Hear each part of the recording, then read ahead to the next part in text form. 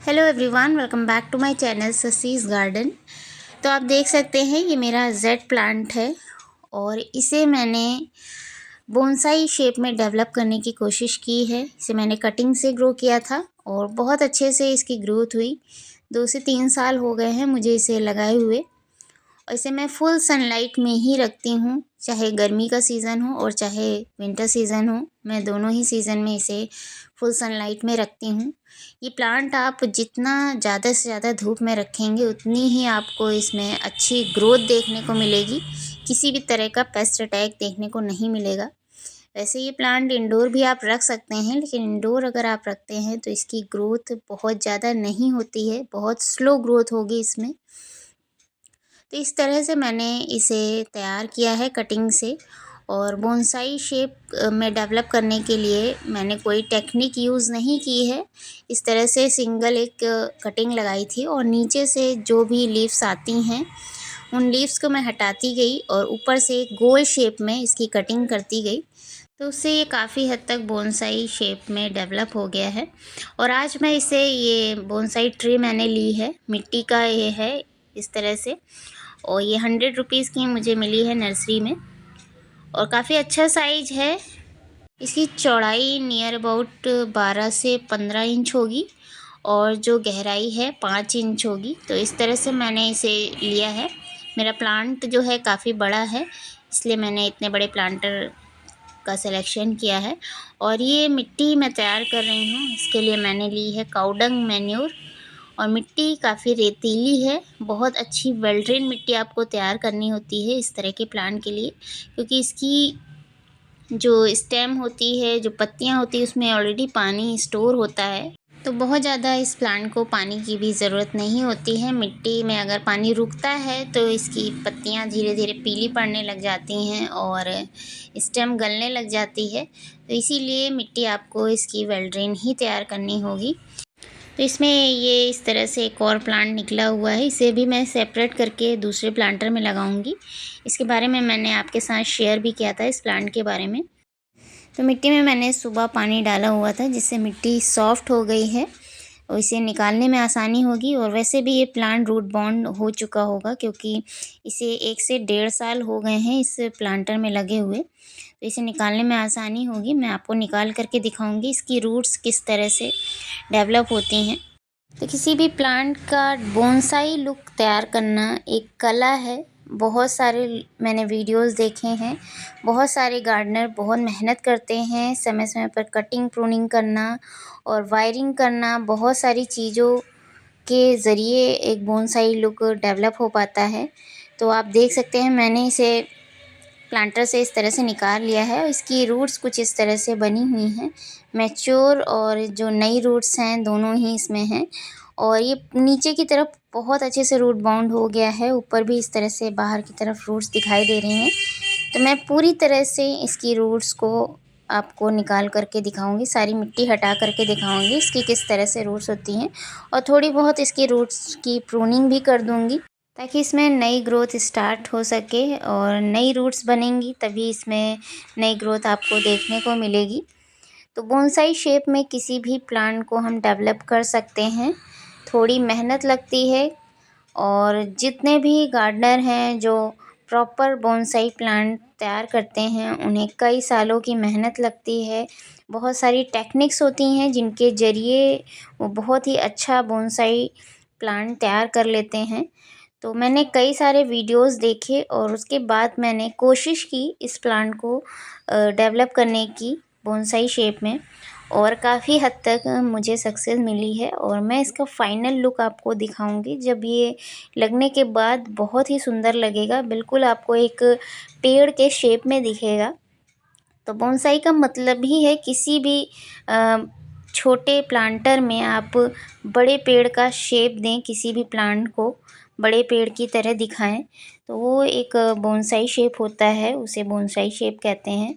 और काफ़ी सुंदर लगता है छोटे से प्लांटर में जब एक प्लांट पेड़ के शेप में दिखाई देता है, तो काफ़ी सुंदर लगता है देखने में। और जेड प्लांट से आप शुरुआत कर सकते हैं। जेड प्लांट अपने आप में ही एक अगर आप थोड़ा सा इसे शेप देते रहेंगे तो अपने आप से ही वो एक बोनसाई शेप ले लेता है। थोड़ी सी कटिंग और थोड़ी सी टेक्निक की ज़रूरत होती है। टी प्लांट कटिंग से बहुत ही आसानी से तैयार हो जाता है, बहुत ही जल्दी इसमें रूट्स डेवलप हो जाती हैं। तो जब भी मैं कटिंग करती थी इस प्लांट की तो कुछ कटिंग्स मैं लगा देती थी। उसमें से आप देख सकते हैं किस तरह से इसकी कटिंग तैयार हो जाती है। बहुत ही इजीली इनकी कटिंग्स लग जाती हैं। आप एक बार लगा करके इन्हें छोड़ दें और थोड़ा बहुत समय समय पर इसे पानी वगैरह देते रहें तो आप देखेंगे कि इसी तरह से इसकी रूट्स बहुत अच्छे से डेवलप हो जाती हैं। छोटे ही जो है कटिंग में बहुत अच्छी, बहुत हेल्दी रूट्स डेवलप हो जाती हैं।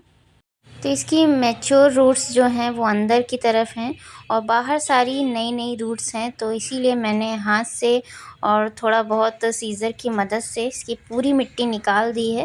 तो यहाँ आप देख सकते हैं कुछ इस तरह से इसकी ये रूट्स दिखाई दे रही हैं। और ये ऊपर की तरफ जो आप रूट्स देख रहे हैं ये इसकी मैच्योर रूट्स हैं। इन्हें मैं बिल्कुल भी डिस्टर्ब नहीं करूँगी। और नीचे की ये जो जाली की तरह आप देख रहे हैं इसकी रूट्स, इन्हीं को सिर्फ मैं नीचे से ट्रिम कर दूँगी, कट कर दूँगी। तो इस तरह से पूरी मिट्टी निकालने के बाद आपको समझ में आने लगता है कि किस तरह की रूट्स इसमें डेवलप हुई हैं। तो आसानी से कटिंग आप कर सकते हैं। इस तरह की जितनी भी ये नीचे रूट्स दिखाई दे रही हैं ये जाली की तरह, आप उन्हें कट कर सकते हैं। मैच्योर रूट्स को ज़्यादा डिस्टर्ब नहीं करना है।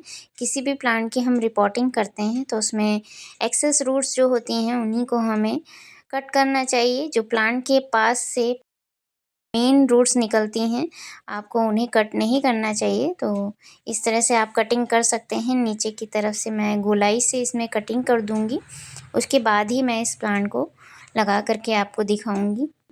तो इस प्लांट की रिपोर्टिंग भी आपको जल्दी जल्दी नहीं करनी पड़ती है। ये प्लांट 2 से 3 साल तक किसी तरह से चल जाता है, किसी भी प्लांटर में आप लगा कर रखते हैं। और जब इसकी रिपोर्टिंग का समय होता है तो आप मिट्टी की गुड़ाई करेंगे तो आप देखेंगे कि इसकी रूट्स ऊपर की तरफ दिखाई देने लग जाती हैं, नीचे होल से भी रूट्स बाहर निकलने लगती हैं। ऐसे में आप इसकी रिपोर्टिंग कर सकते हैं। तो इस तरह से आप देख सकते हैं मैंने इसकी जितनी भी एक्सेस रूट्स थी उन्हें कट कर दिया है। और अब मैं इस पर हल्दी पाउडर का छिड़काव कर दूंगी अच्छे से। जहाँ जहाँ भी रूट प्रूनिंग हुई है वहाँ पर मैं हल्दी पाउडर डाल दूंगी। आप चाहें तो इसमें किसी अच्छे फंगीसाइड का भी यूज़ कर सकते हैं हल्दी पाउडर की जगह। लेकिन गर्मियाँ स्टार्ट हो रही हैं इसलिए आप कोशिश करें कि अगर केमिकल फंगीसाइड वगैरह यूज़ करते हैं तो बहुत ज़्यादा मात्रा में ना डालें, प्लांट आपका जल सकता है। तो इस तरह से मैं हल्दी पाउडर डाल रही हूँ जहाँ जहाँ भी रूट प्रूनिंग मैंने की है। और मिट्टी में भी मैंने हल्दी पाउडर मिक्स कर दिया है। तो जहाँ जहाँ भी कटिंग हुई है वहाँ पर इसी तरह से आपको हल्दी पाउडर का छिड़काव करना है।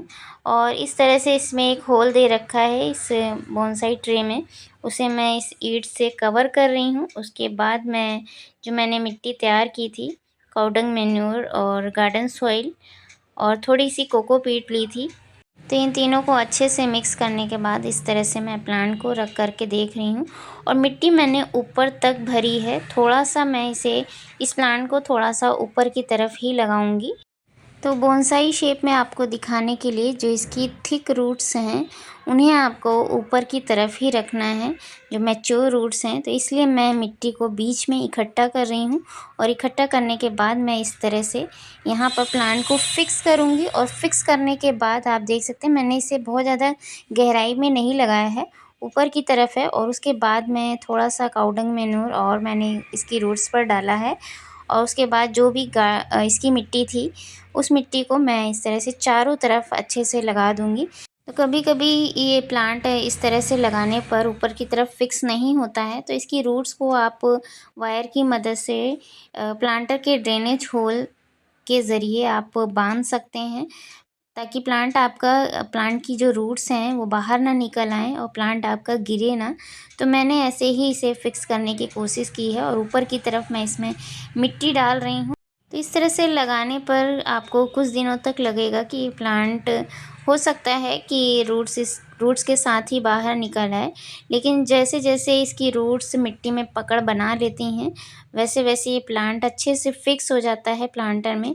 आपको किसी भी तरह का डर नहीं रहेगा प्लांट के गिरने का, क्योंकि रूट्स बहुत ज़्यादा ऊपर रहती हैं, तो ये सारी चीज़ों का ध्यान रखना होता है। वायर की मदद से अगर आप रूट्स को पहले ही प्लांटर में फ़िक्स कर देंगे तो उससे बचत रहती है। तो इस तरह से मैंने मिट्टी को अच्छे से दबा दबा करके फ़िक्स कर दिया है, इसकी रूट्स को फ़िक्स कर दिया है। प्लांट बिल्कुल भी हिलेगा नहीं। और आप चाहें तो जो स्टोन आते हैं, बड़े वाले पत्थर आते हैं, डेकोरेटिव स्टोन, उन्हें भी आप इसके ऊपर रख सकते हैं। देखने में भी सुंदर लगेगा और इसकी रूट्स को भी सहारा मिल जाएगा। इसकी रूट्स दबी रहेंगी, बाहर की तरफ निकलेंगी नहीं।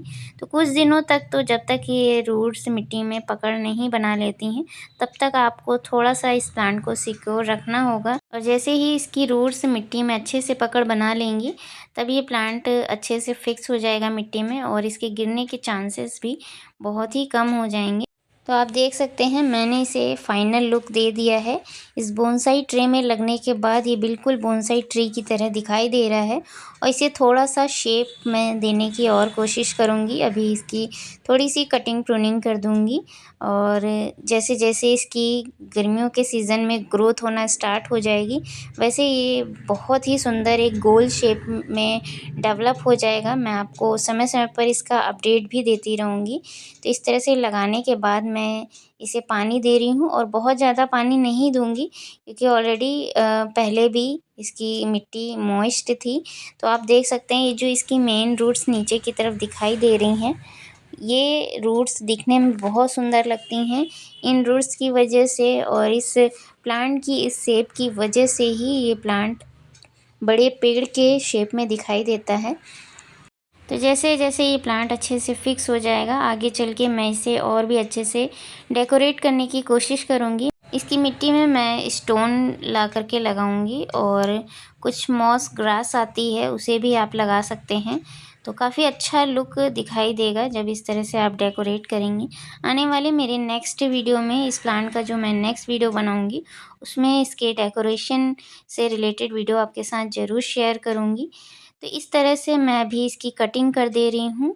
तो इस तरह से जितनी भी ये इसकी स्टेम आपको नीचे की तरफ लटकती हुई दिखाई दें, या जहाँ से भी नई ग्रोथ स्टार्ट हो रही हो, वहाँ से आपको एक बार सीज़न स्टार्ट होने से पहले इस तरह से कटिंग ज़रूर करनी है। जिस तरह से हम बाकी प्लांट की कटिंग करते हैं, उसी तरह से मैं इसकी हर बार कटिंग करती रहती हूँ। जो भी ब्रांच नीचे की तरफ लटकती हुई दिखाई देती है या अलग से अलग डायरेक्शन में आपको बढ़ती हुई दिखाई दे, जो गोल शेप में ना आ रही हो, उसे आपको इसी तरह से कट करते रहना है। तो आपका प्लांट धीरे-धीरे एक गोल शेप लेने लगता है।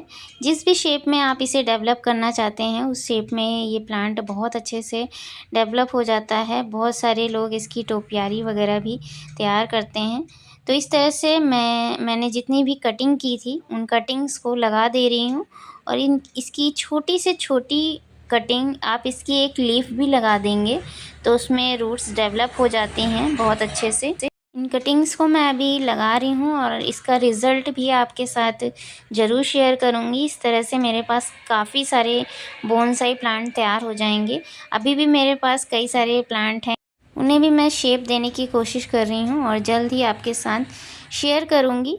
तो इस तरह से नर्सरी में अगर आप इस प्लांट को लेने जाते हैं, तो ये प्लांट थोड़े से कॉस्टली मिलते हैं, बोनसाई शेप में नहीं होते हैं। आप इसका छोटा से छोटा प्लांट भी लेंगे तो आपको काफ़ी कॉस्टली मिलेगा नर्सरी में। 100 रुपीज़ से कम का तो नहीं मिलता है इसका प्लांट, 100 to 80 इस तरह से आपको मिलेगा।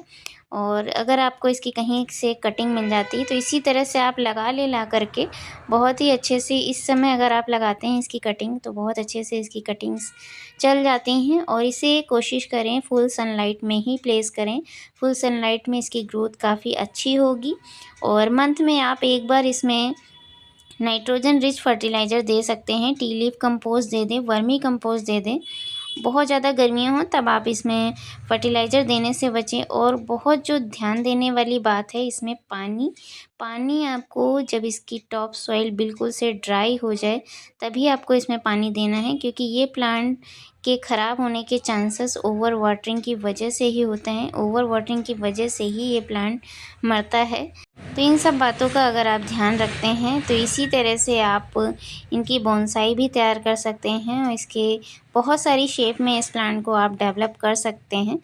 तो मेरा ये वीडियो अगर आपको पसंद आया हो तो प्लीज़ मुझे कमेंट करके ज़रूर बताइएगा। चैनल पर नए हैं तो चैनल को सब्सक्राइब करके बेल आइकन ज़रूर प्रेस कर लीजिएगा। नेक्स्ट वीडियो में फिर से मिलते हैं। Thanks for watching.